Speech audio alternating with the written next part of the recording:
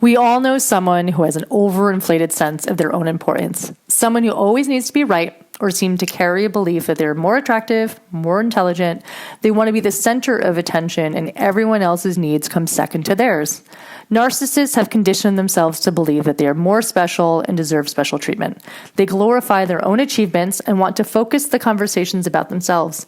They are typically unable to say, "I'm sorry," or admit their mistakes. They justify everything they do. They can be charming, charismatic, and even put on a show of being caring and modest in public, but in private, when it's just the two of you, they can be emotionally detached, cold, manipulative, and lacking empathy. In more extreme forms, narcissists, borderlines, and psychopaths can be extremely difficult, if not impossible, to build a healthy long-term relationship. Their primary response on how to deal with these extreme narcissists is usually the same: run, get out of there, cut contact. Now, I get a lot of messages from clients asking, what do I do if I can't leave? Is there a way to make them change? Perhaps the narcissist is your lover. A lover you can leave. Paul Simon wrote a song on 50 ways to leave your lover. However, if you need the time to process your emotions before leaving, or time to build up your financial security, this meditation can help. Perhaps the narcissist is your boss, and you need this job, or you need to deal with the narcissistic boss until you have time to find a new job. Perhaps the narcissist is your spouse, and you have children together. It's your mother, your father, a sibling, and you can't just yet, in good consciousness, abandon them. Psychologists have broken down narcissism into different types. I think there's 3 or 4 types. And if you're interested, you can Google it and find all types of videos on YouTube. Apparently, there are so many people now finding themselves in relationships with people who are exhibiting narcissistic personality disorders that it almost created an industry for psychologists offering advice. It turns out we all have some narcissistic traits, and they're normal. They're natural, and frankly, they're essential. Without them, you would be crippled with low self-esteem. It's when people go too far down the spectrum that we get entitlement, exploitation, and other more problematic characteristics.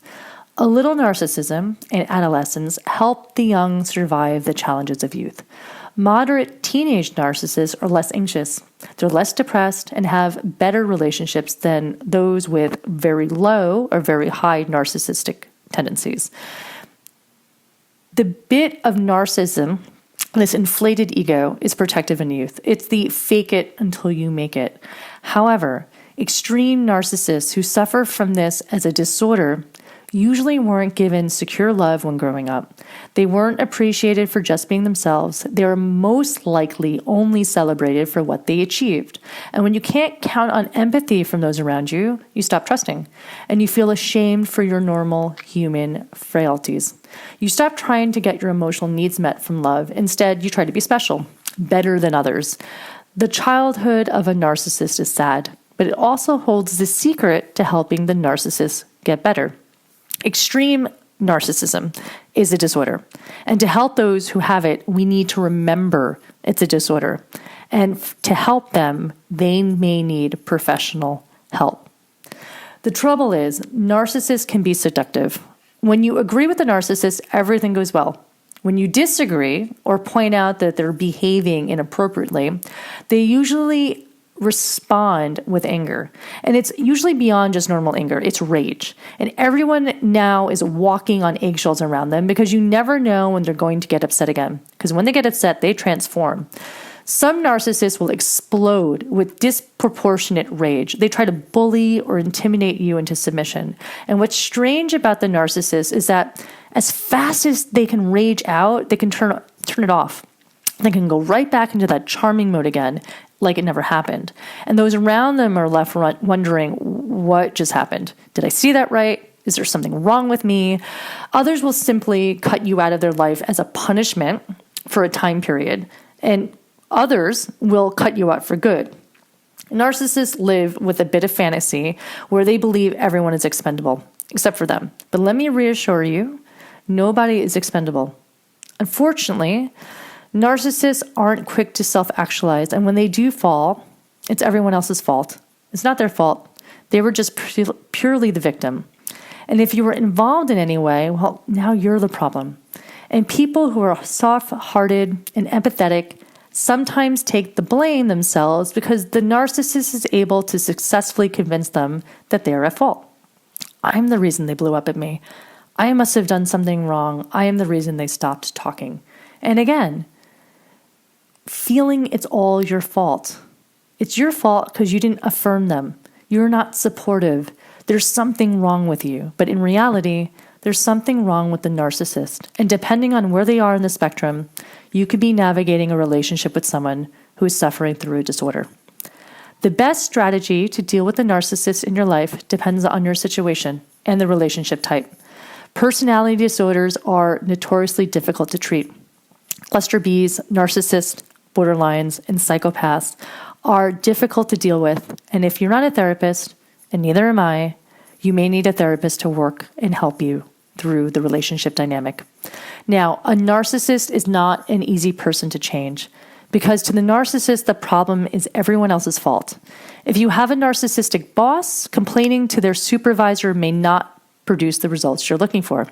If it's your partner, friend, or family member, if they're displaying mild narcissistic tendencies, talking about themselves, and being inconsiderate to you, you could sit them down and work out some ground rules about what you would like them to start doing differently.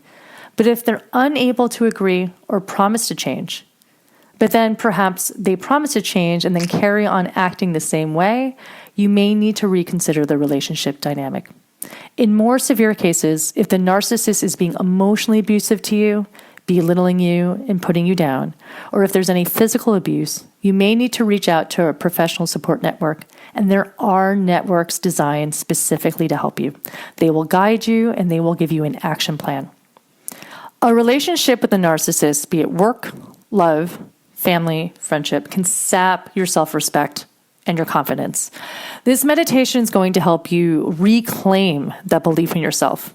And once you start to feel more confident, you'll be more empowered to make the right decision for you on how you want to navigate or end this relationship. The fact that you're interested in this meditation means that you're experiencing two things. You're dealing with a narcissist, be it at work, love, family, friendship.